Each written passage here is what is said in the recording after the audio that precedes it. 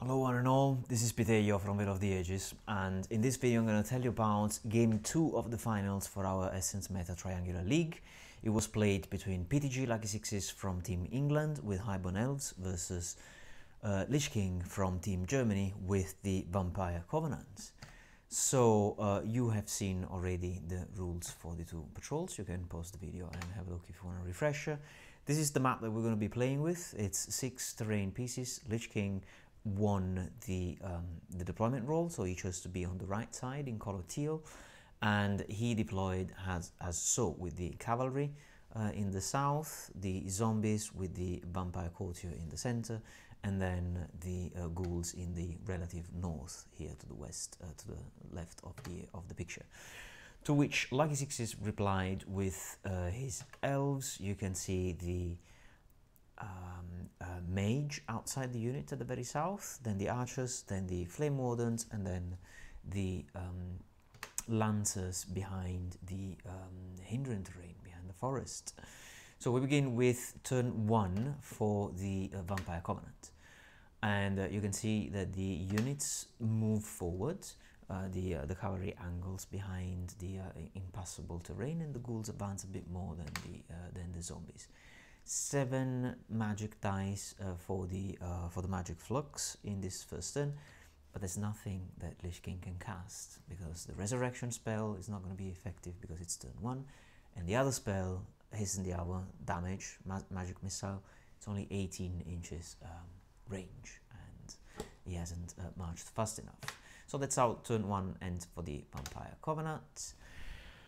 We now go into turn 1 for the Highborn Elves. You see the units here. They move forward, the Flame Wardens, and then the Lancers just shuffle a bit around. Same card, 7v4. This time it's a Lucky Sixes casts a spell that increases the aim value of the archers. He also casts a missile against the Spectral Hunters, but it gets dispelled.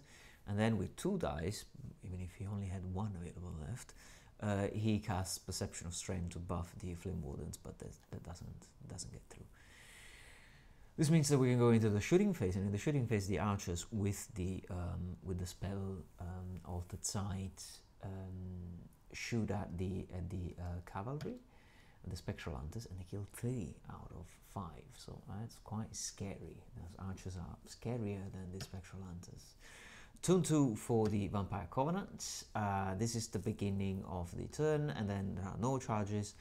Movement phase, the 2 infantries advance, and then the two remaining Spectral Hunters just fly behind the ghouls to get some sort of protection from shooting.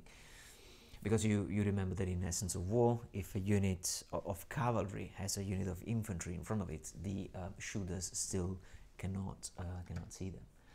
In the magic phase, it's 6v4, and that means that Lich King can try and cast a missile at the cavalry, at the Elven cavalry, but that gets dispelled. He does manage, however, to cast a resurrection spell and gets 1 of the Spectral Hunters back. Turn 2 for the Highborn Elves.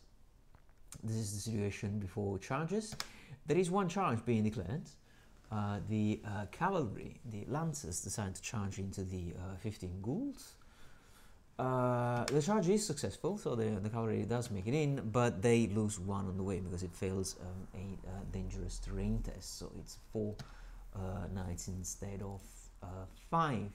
In the movement phase, the Flame Wardens zoom forward and get in front of the zombies to prevent them from flanking the cavalry, and the archers, since they don't have viable targets, they use the entire movement they have available, and they swoop towards center. And you can also see that the mage moves so that he manages to have a line of sight into that tiny little space left between ghouls and zombies to see the Spectral Hunters. In the magic phase is 3v2, that's enough to only cast Perception of Strength to remove the strength from the ghouls, which will now be wounding the elves on a 5+, elves being wounded on a 5+, so it's always a pleasure. But you know, that's enough to keep the elves alive. However, the elves only managed to kill one ghoul, plus the bonus for the charge. So in the end, the combat is a push. There's no other ghoul that pops. However, Lucky Sixes moves the slides in the post-combat pivot, the cavalry by ever so little, enough that the spectral hunters from the rear, they cannot charge into the front. So that was a very attentive positioning here. So yeah, the 3 spectral hunters now in the back, they cannot charge. They don't have a space to clip the lancers in the front, so they just move around, preparing for charging in a following turn. The following turn, because this is turn 3. This is the beginning of the second half of the game. The zombies don't do much. It's 5v4 dice, and I think that Lich King tries to cast a resurrection spell, but it gets dispelled, so we get into combat. And in combat, the cavalry kills 1 ghoul only, again, but the ghouls kill 1 knight back, and so they win essentially by 2. And Lucky Sixes fails the break test, so it's fleeing. And Lich King decides not to pursue, and decides instead to reform, so that to pivot, so that they could face the threat of the Flame Wardens. It has to pivot a bit more, so that a bit less, so that it can keep 1 inch of spacing from the zombies. And that's the end of turn 3 for the Vampire Covenant. Turn 3 for the Highborn Elves.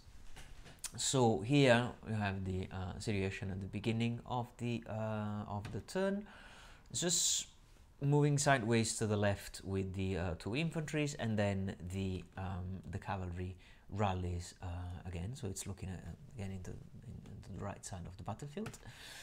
6v4, 6 dice versus 4 dice in the magic phase. Perception of strength on the Flame Wardens to make them scarier than they already are. And I think another spell that gets dispelled, Ice and Fire, the missile against the cavalry. Shooting phase, the archers, they don't really have a clear line of sight on the cavalry, so yeah, I don't think that they kill anyone. Turn 4, last turn for the Vampire Covenant. Charges. No charges, movement, just some minor shuffling. All 3 units by now are in the scoring zone. There's only 1 for the Highborn Elves at this point.